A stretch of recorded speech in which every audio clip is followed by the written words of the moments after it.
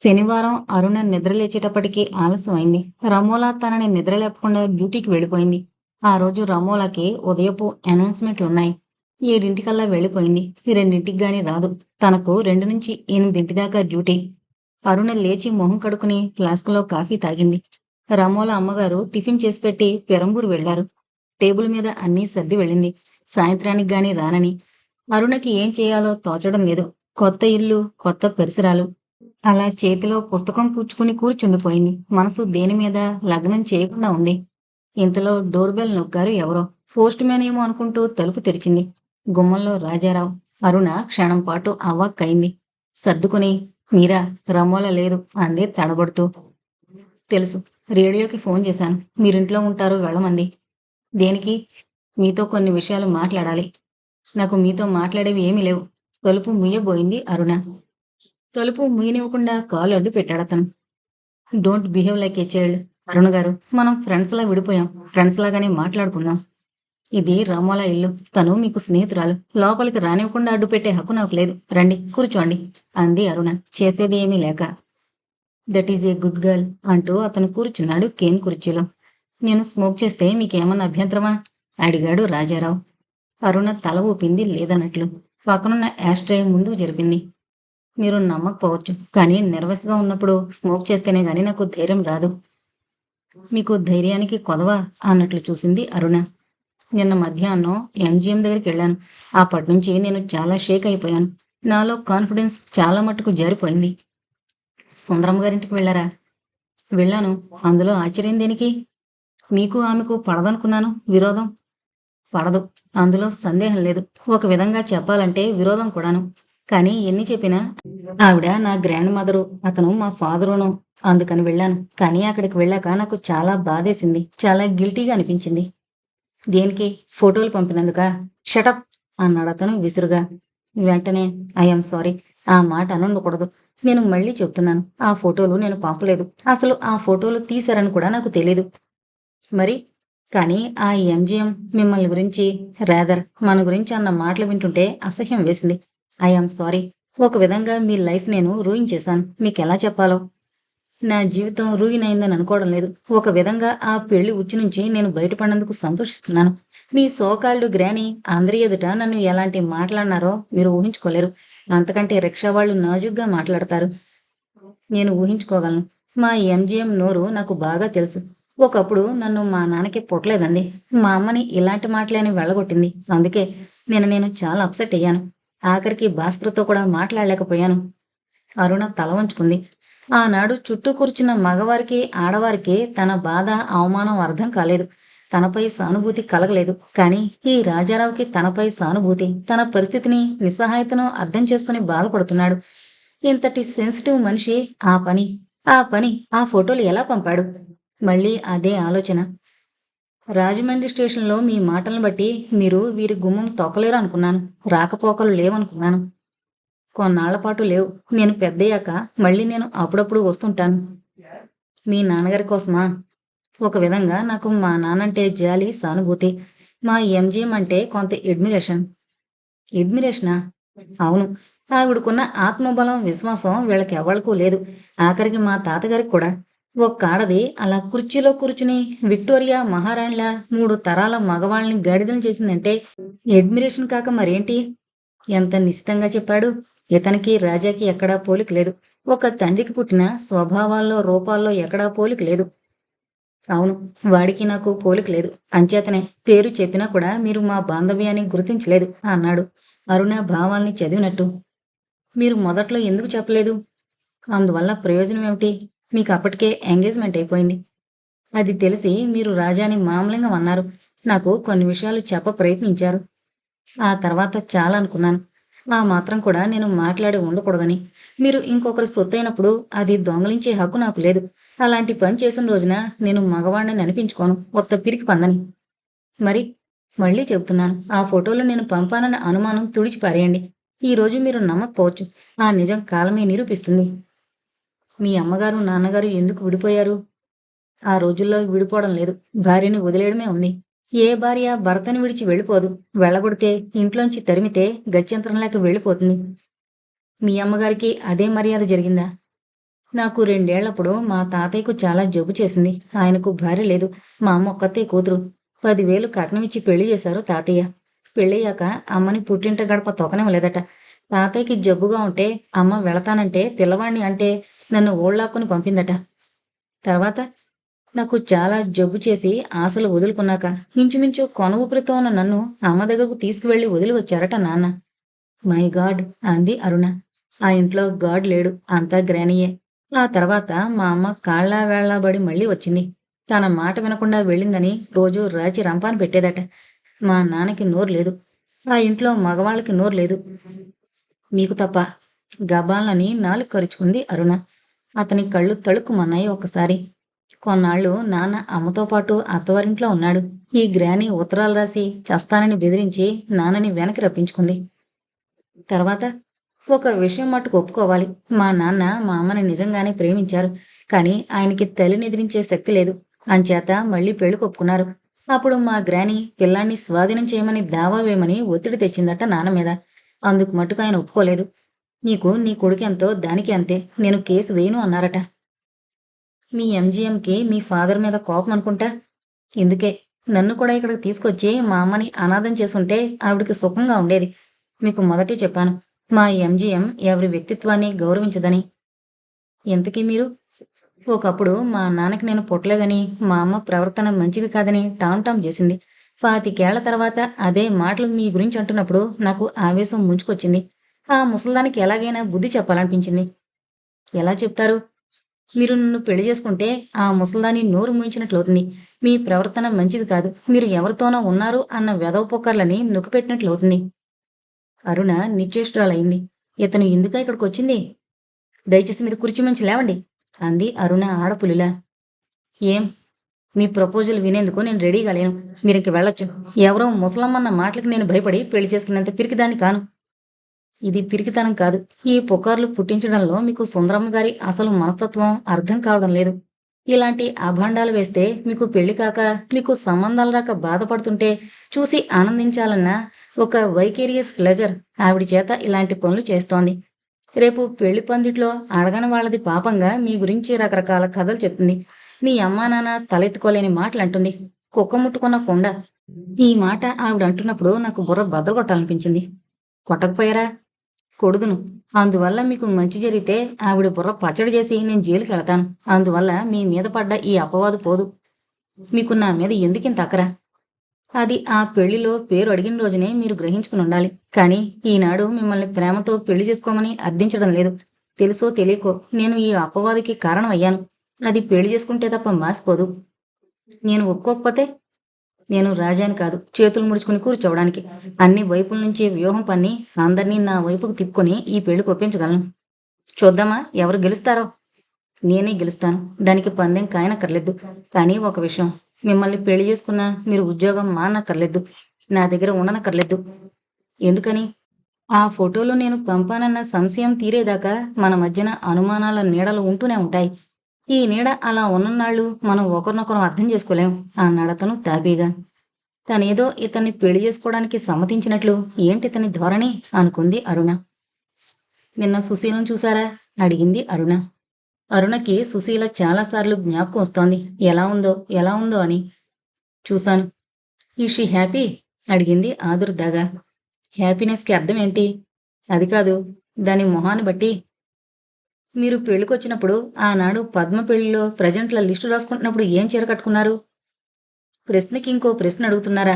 ఎర్ర టెర్లిన్ చీర అనుకుంటా. చూసారా, నేను ప్రతిదీ అబ్జర్వ్ చేస్తాను. ఈరోజు మీ సుశీల గారు పొట్టు చీర కట్టుకుని మెడకి చేతులకి కొత్త నగలు వేసుకుని అమ్మమ్మ గారితో కబుర్లు చెప్తూ కూర్చున్నారు. దానికి నేను అడిగిన దానికి సంబంధం? మీరు వాళ్ళ నగల్ని చీరల్ని స్వీకరించలేకపోయారు, వాటితో తృప్తి పడలేకపోయారు. రాదర్ ఆ నగలు చీరలు మిమ్మల్ని ఆకర్షించలేదు. అందువల్ల మీరు ఆ ఇంట్లో ఎమడలేకపోయారు.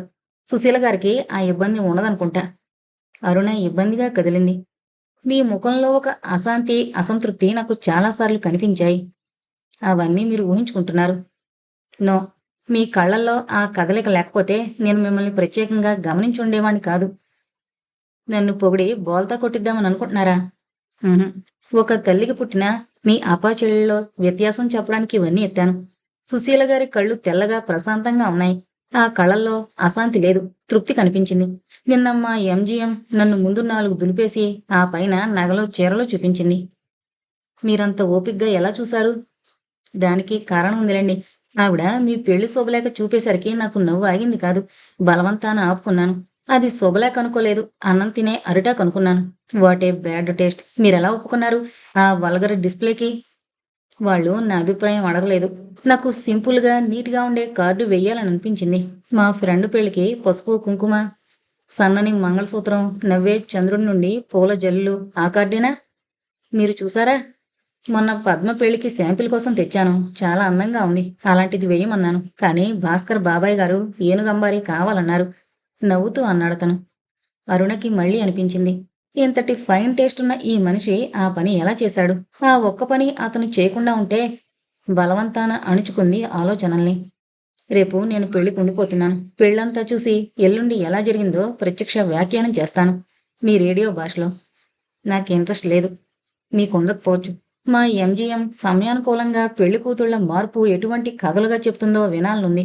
అసలు పెళ్లి కూతురు మారిన విషయం కూడా చెప్పకపోవచ్చు. అంతటిది కూడాను. గుర్తుపట్రా? ఎట్లా? సుశీల గారే మీరనేసుకోవచ్చు. నన్ను టీవీలో చాలామంది చూశారు. టీవీలో చాలామంది అమ్మాయిలను చూస్తున్నారు. అన్ని మొహాలు జ్ఞాపకం ఉంటాయేమిటి? ఈ ముసలావిడకు పెళ్లి కూతుళ్ల వేట హాబీ కాబట్టి మిమ్మల్ని గుర్తుపట్టుకుని వలేసి పట్టుకుంది. ఏమైనా మీ ఆడవాళ్ళంతా వెయిన్ పర్సన్స్. అరుణకి కోపం వచ్చింది. ఎందుకలా అంటున్నారు? విసురుగా అడిగింది.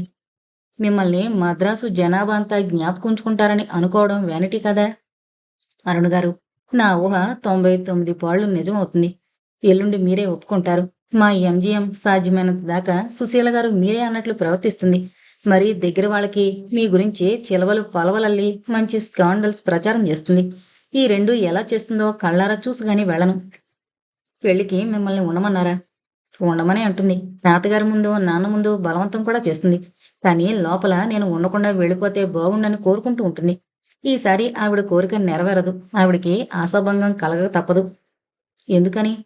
నేను పెళ్లి చూసి వెళతాను. నా వెనక నేను కనుమరుగవగానే మీ పేరు జోడించి చెబుతుందో లేదో చూడాలనుంది. మూడొంతులు చెప్పకపోవచ్చు.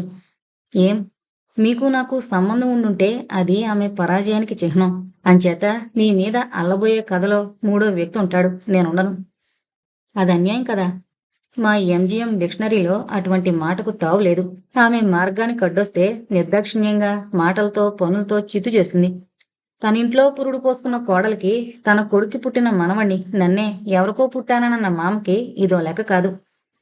ఇవన్నీ తెలిసి ఆవిడని అడ్మైర్ చేస్తానని అంటున్నారు. నాకది ఆశ్చర్యంగా ఉంది. ముందే చెప్పానుగా, అనుకున్నది జరగాలనే ఆ పట్టుదల, రాజకీయపు టెత్తులు ఇవన్నీ చూస్తే నాకు చాలా ఇష్టం. చదరంగం ఆటను చూసినట్లు మా ఎంజీఎం చేసే పనులు చేస్తుంటాను అన్నాడతను. బెల్లు చప్పుడవడంతో అరుణ వెళ్ళి తలుపు తీసింది. గుమ్మంలో రమోల. అరే, 2 అయిందా? అంది అరుణ కంగారు పడుతూ. మీరు మాటల్లో టైము మరిచిపోయినట్లున్నారు. ఇంకా భోంచేయలేదా? పద తిందాం అంది రమోల. వీళ్ళంతసేపు కబుర్లు చెప్పుకున్నది గమనించినట్లు. రాజారావు వెళ్ళిపోయాడు. ఆదివారం అంతా అరుణ మనసు నుంగంబాకంలోని ఇంటి చుట్టూ పరిభ్రమిస్తూనే ఉంది. శరీరం రమోలా ఇంట్లో ఉన్న మనసు మట్టుకు అదుపు లేకుండా తిరుగుతోంది.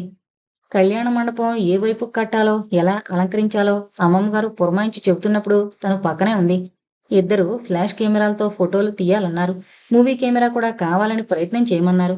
పెళ్లంతా ఫిలిం తీసి అప్పుడప్పుడు వేసుకుని చూసుకునేందుకు కావాలన్నారు. రిసెప్షన్ రోజున భరతనాట్యం ఏర్పాటు చేయాలని వాళ్ళకి అడ్వాన్స్ ఇప్పించారు తన చేత. పెళ్లిలోని ప్రతి పని, ప్రతి ఏర్పాటు తన చేతుల మీద జరిగింది. ఈనాడు ఆ ఇంటికి, ఆ మనుషులకి తను దూరంగా ఉంది. రాజా తనని తలుచుకుంటూ ఉంటాడా? లేక సుశీల రాకతో తనని మరిచిపోయి ఉంటాడా? అతని భావాలు ఎలా ఉంటాయి? రాజాకి స్వంత అభిప్రాయాలు, ఆలోచనలు ఉండవు. ఉండుంటే మరుక్షణంలో సుశీల్ని ఎలా స్వీకరిస్తాడు? అతని మనసు తిరగబడలేదా? తను రాజాని పెళ్లి చేసుకోనని అందిగాని అతని స్థానంలో మరో వ్యక్తిని ఊహించుకోలేకపోతోంది. చదరంగపు గడిలో పావును తోసినట్లు సుశీలని తన స్థానంలోకి తోస్తే రాజా ఎలా ఒప్పుకున్నాడు? పోనీ అమ్మమ్మగారిని ఎదిరించలేకపోతే తనతో ఒక్క మాట, ఒక సంజ్ఞ, కంటిచూపు, స్పర్శ, వాటితో అతని మనోభావాల్ని తెలియబరిచుంటే తను రాజీపడి ఉండేది. అమ్మమ్మగారి మాటకి తల వంచేది. కానీ అతను ఒక్క మాట కూడా అనలేదు. రాజారావు చెప్పినట్లు కొందరు నగలు, చీరలతో తృప్తి పడగలరు కాబోలు. తనకు నగలు చీరలు అక్కర్లేదు. తనని ప్రేమించే వ్యక్తి కావాలి. తన ఆశలను భావాల్ని పంచుకునే జీవిత భాగస్థుడు కావాలి. మనసులోని మాటని చెప్పుకోగలిగిన చెలికాడు కావాలి. ఇవేమీ ఇవ్వలేని ఎర్రబొమ్మ తనకక్కర్లేదు. దేవాలయంలోని విగ్రహంలా చలనం లేకుండా బతికే వ్యక్తి తనకక్కర్లేదు. రక్తమాంసాలతో ఉన్న మనిషి తనకి కావాలి.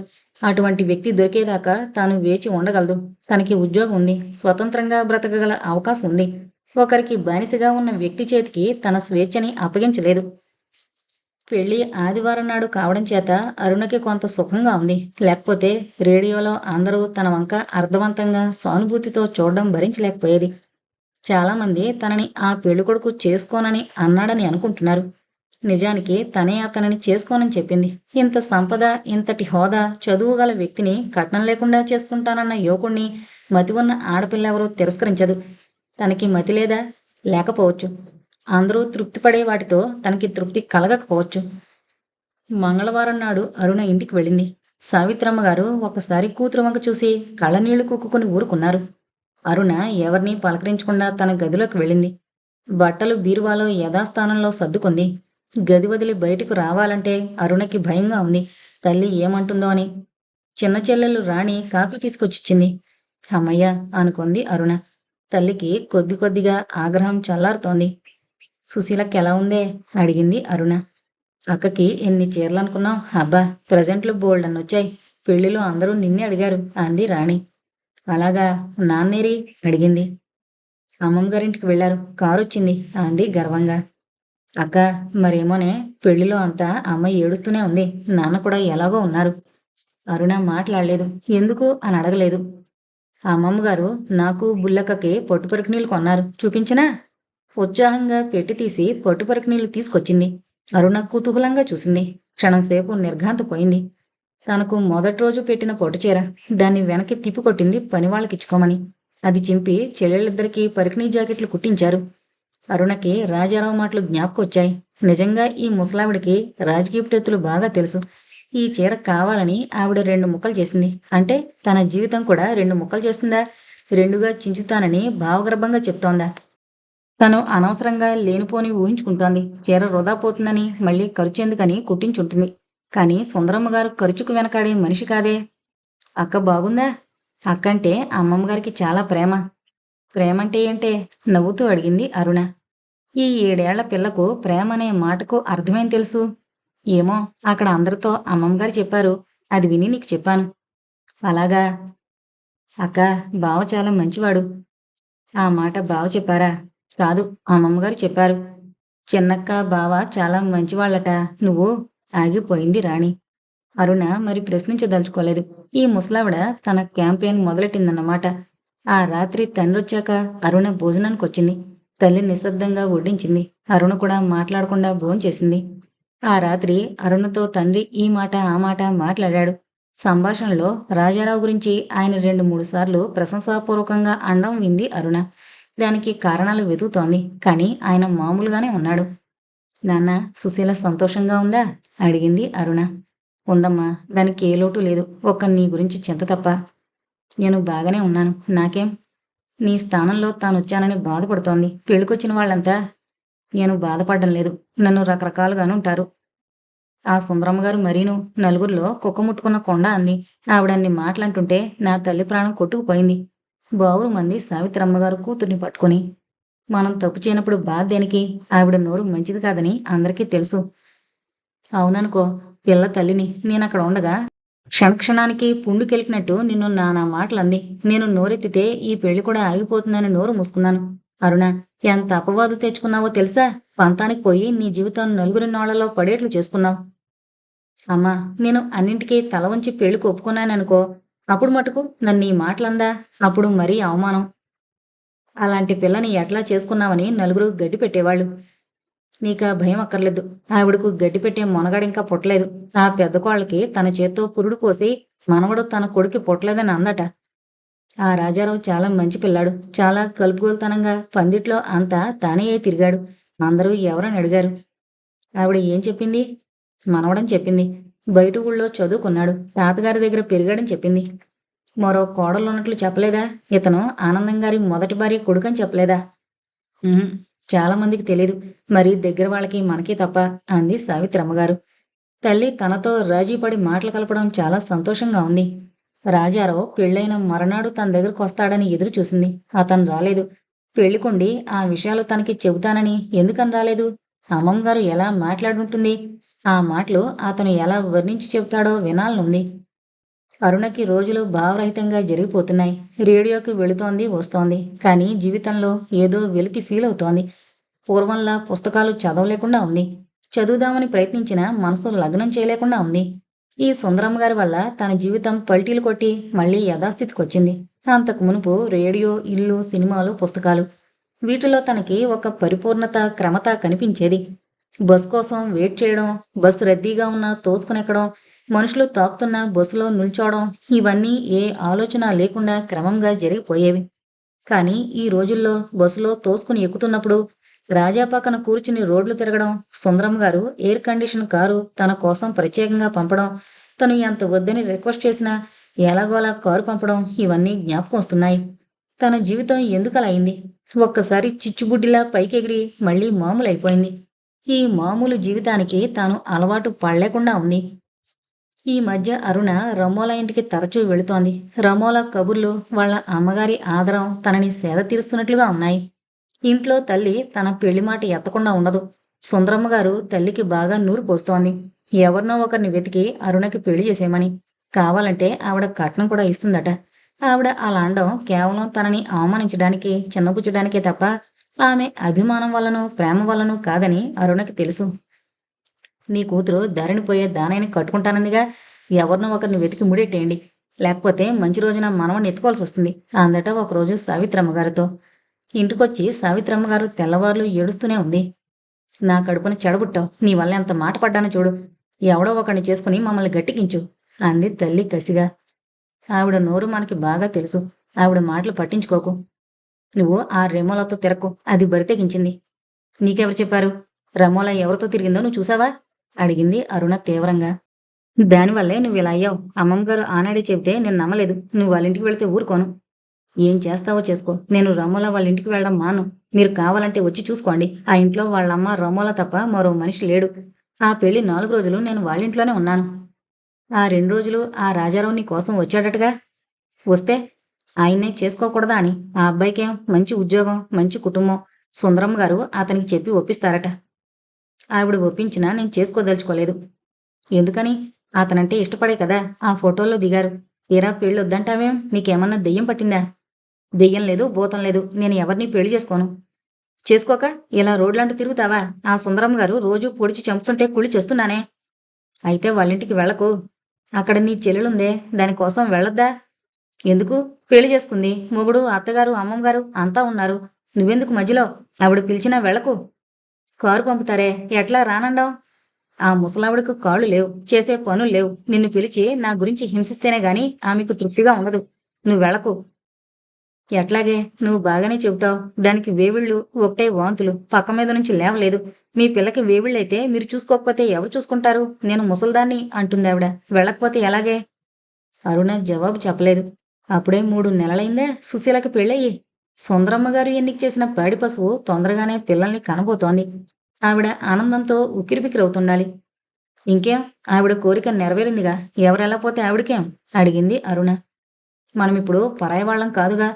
తమ బంధువర్గంలో ఇలాంటి పిల్లుందంటే అవమానమంట అంది సావిత్రమ్మగారు. అరుణకి గుండెల్లో ముళ్ళు గుచ్చుకున్నట్లుగా ఉంది. రాజా ఇంత త్వరగా తనని మరిచిపోగలిగాడా? మరిచిపోక తన చెల్లెలు సుశీల్ని ఏలుకోకుండా ఉండాలా? అప్పుడు మట్టుకు తనకి బాధ కాదా? పెళ్లి చేసుకుని దాన్ని బాధ పెడితే, దాని మొహం చూడకపోతే తనకి మరీ కష్టంగా ఉండేది. సుశీల భర్తతో ఆనందంగా, అన్యోన్యంగా ఉన్నందుకు తను సంతోషించాలి. మనసులో ఈ అసంతృప్తి దేనికి? మగవాళ్ళింత త్వరగా అన్నింటినీ మరిచిపోగలరా? తానెందుకు మరిచిపోలేకుండా ఉంది? రాజా తన ఇష్టాయిష్టాల్ని, గ్రానీ కోరికలకి అనుగుణంగా తిప్పుకోగలడు. ఆ రోజు తనతో అన్నాడు కూడాను. ఒకరిద్దరు పిల్లలు నాకు నచ్చారు, కానీ గ్రానీకి ఇష్టం లేకపోయింది. అందుకని అటువంటి మరబొమ్మను గురించి తానెందుకు ఆలోచిస్తోంది? తల్లికి రమోలా స్నేహం ఇష్టం లేదని తెలిసి కూడా అరుణ ఆ స్నేహం వదులుకోదలుచుకోలేదు. తరచూ వాళ్ళింటికి వెళ్ళేది. ఇంట్లో ఉంటే నొంగంబాకం కబుర్లు తప్ప మరో సంగతులు ఉండడం లేదు. ఆ విషయాలు తాను వెందల్చుకోలేదు. వెందు ఆ రోజు మ్యాట్నీకి బయలుదేరింది. రమోల వాళ్ళమ్మ అరుణాను. హిందీ సినిమా. అప్పటికి ఏడాదిన్నర నుంచి ఆడుతోంది. ఇద్దరు దొంగలు, పోలీస్ ఆఫీసరు. బ్రహ్మాండమైన హింసాకాండ ఉండడం చేత ఆ చిత్రాన్ని ప్రజలు విపరీతంగా చూస్తున్నారు. ఆ సినిమాకి బయలుదేరారు. టికెట్లకి క్యూలో నిల్చునుండగా దూరాన లక్ష్మీదేవి గారు కారు దిగడం కనిపించింది అరుణకి. అరుణ చూడనట్లు తల తిప్పుకుంది. ఆవిడ అటు ఇటు చూసి క్యూలో ఉన్న అరుణ వైపుగా వచ్చి బాగున్నావా అంటూ పలకరించింది. అరుణ తడబడింది. ఆవిడ ప్రత్యేకంగా తనని పలకరిస్తుంది అనుకోలేదు. బాగున్నాను అంది క్లుప్తంగా. ఒక్క క్షణం తటపటాయించి నా దగ్గర ఇంకో టికెట్ ఉంది, నాతో రాకూడదు అంది లక్ష్మీదేవి. అరుణ ఉలిక్కి పడింది. తూచి తూచి మాట్లాడే ఈమె తనని వెంటరమ్మని ఎందుకు పిలుస్తోంది? అసలు తన ఉనికినే గమనించినట్లు ప్రవర్తించేది. ఇంత జరిగాక ఈమెకి తన మీద కోపం రాలేదా? ఎందుకండి, మేం ముగ్గురం వచ్చాం. టికెట్ వృధా అవుతుందని అంటున్నాను. నా ఫ్రెండ్ వస్తానంటే తెప్పించాను. తీరా తను రానని కబురు చేసింది. ఒక్కదాన్నే. వెళ్ళరునా, నాకు అమ్మ కంపెనీ ఉందిగా. టికెట్ వేస్ట్ చేయడం దేనికి? వస్తున్నావా అడిగారామె. వెళ్ళు, పర్వాలేదు. వెళ్ళేప్పుడు అంతా కలిసి వెళదాం అంది రమోల. అరుణ అయిష్టంగానే క్యూ వదిలి ఆమెతో వెళ్ళింది. అప్పుడే బుకింగ్ తెరిచారు. హాల్ ఇంకా నిండలేదు. ఒక్కొక్కరే వస్తున్నారు లోపలికి. అరుణ, లక్ష్మీదేవి గారు కూర్చున్నారు పక్కపక్కన. ఎలా ఉన్నావు? బాగున్నావా? బాగున్నాను. సుశీల్ ఎలా ఉంది? మీ అమ్మగారు చెప్పలేదా? చెప్పారు, వేవిళ్ళట. మా అత్తగారు భూమి మీద నిలవడం లేదు. ఒకటే హడావుడి పడుతున్నారు. మీరు? నీకు తెలియందేముంది? మనకి ఆ ఇంట్లో విషయాలతో సంబంధం లేదు. సంబంధం పెట్టుకోను అందావిడ. లక్ష్మీదేవి గారు ఇంత చనువుగా ఇన్ని మాటలు మాట్లాడడం అరుణ ఎప్పుడూ వినలేదు. ఇంత ముభావంగా ఉండే మనిషి ఇలా ఎలా మారింది? అరుణ, నీతో ఫ్రాంక్గా కొన్ని మాటలు చెప్పనా? నాకు సంబంధం లేదనుకో, కానీ పరిచితులైన కొత్తవారైనా మనని అభినందిస్తున్నారు, మన మార్గాన్ని సమర్థిస్తున్నారంటే అది అవతల వారికి కొంత మానసిక తృప్తిని, స్థైర్యాన్ని ఇస్తుంది. ఈ విషయం చెప్పాలని చాలాసార్లు అనుకున్నాను. అవకాశం రాలేదు. రేడియోకొచ్చి కలుసుకోవచ్చు, కానీ అంత దూరం ఎందుకని రాలేదు. అరుణ నోట మాటరాక చూస్తూ ఉండిపోయింది. మా అత్తగారిని ఎదిరించే పిల్ల ఒక్కతైనా ఉన్నందుకు నాకు చాలా సంతోషం వేసింది. ఆ రోజు అంతమంది ఎదుట ఆవిడ నిన్ను అన్ని మాటలంటుంటే మా ఇంట్లో మగాళ్ళు గాజులు తొడుకుని కూర్చున్నారు. ఒక్కళ్ళు నోరెత్తలేదు. నాకు చాలా సిగ్గేసింది. మీరు మీరు కూడా. నా మాటకు ఆ ఇంట్లో విలువ లేదు. నేను నిన్ను వెనకేసుకొచ్చి ప్రయోజనం లేదు. వాడు నా కొడుకు. వాడు వాజమ్మలా పడున్నన్నాళ్ళు ఆ ఇంటికి మోక్షం లేదు. ఆ ఇంట్లో మగవాడెవరైనా ఉంటే ఆ రాజారావు ఒక్కడే. సవతి కొడుకైనా ఆ పిల్లవాడి మీదనే నాకు కాస్త అభిమానం, సానుభూతి ఉంది. రాజా మీ కొడుకు. ఆ విషయం వాడు మర్చిపోయేదాకా మా అత్తగారు నూరు పోసింది. వాడి ఒంట్లో నరాల్లో నా మీద ద్వేషం తప్ప ప్రేమ లేదు అంది కసిగా. ఆ ఇంట్లో ఏ ఒక్కరూ సహజంగా ప్రవర్తించడం లేదు. కొడుక్కి తల్లి మీద ద్వేషం.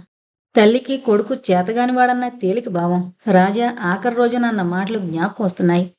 నా తల్లికి నా మీద ప్రేమ లేదు. నా చెల్లెల మీద తప్ప నా మీద లక్ష్యం లేదు. ఆ పాప పోవడం వల్ల మీరింత బెటర్ అయ్యారు అంది అరుణ. వీడు పుట్టగానే పురిట్లోంచే నాకు కాకుండా చేసింది. వెటనర్స్ని పెట్టారు. నేను పేదింట్లోంచి రావడం చేత అదంతా గొప్పవాళ్ల పద్ధతులని, నాగరికత అని మొదట్లో ఊరుకున్నాను. చిన్నతనం, డబ్బు, హోదా వీటితో పిల్లవాణ్ణి అత్తగారి మీద, నర్సు మీద వదిలేసి సినిమాలకి, బజార్లకి తిరుగుతూ ఉండేదాన్ని. వాడు కాస్త ఎదిగాక గాని ఈవిడ నా నుంచి పిల్లవాణ్ణి ఎలా వేరు చేసింది గ్రహించుకోలేకపోయాను. పాప అది పుట్టాక మా అత్తగారు కొత్త ఆట మొదలుపెట్టింది. ఆడపిల్లకి అంత ముద్దు దేనికని, మగపిల్లవాడికి అచ్చటా ముచ్చటా జరగాలని ఆ చిన్నదాన్ని అశ్రద్ధగా చూసేవారు. దగ్గరకు పిలిచేవారు కాదు. వెటనర్స్ని పెట్టలేదు. నాకదంటే పంచప్రాణాలు. వాళ్ళ నాన్న కూడా. I'm sorry. దానికి డిప్తీరియా వచ్చినప్పుడు అన్ని దేవుళ్ళకి మొక్కుకున్నాను. అందరి డాక్టర్ల కాళ్ళు పట్టుకున్నాను. పిల్ల నాకు దక్కలేదు. ఆమె కళ్ళల్లో నీరు. బాధపడకండి ప్లీజ్. ఆవిడ కళ్ళు తుడుచుకున్నారు. హాల్లో లైట్లు ఆర్పేస్తున్నారు. తెర మీద ప్రకటనలు మొదలుపెట్టారు. కుర్చీ మీద కాళ్ళు పెట్టకండి అంటూ. మీ అత్తగారి కాళ్ళు? రాజా చెప్పాడా? చెప్పారు. ఆవిడ అలాంటివే నూరు పోస్తుంది.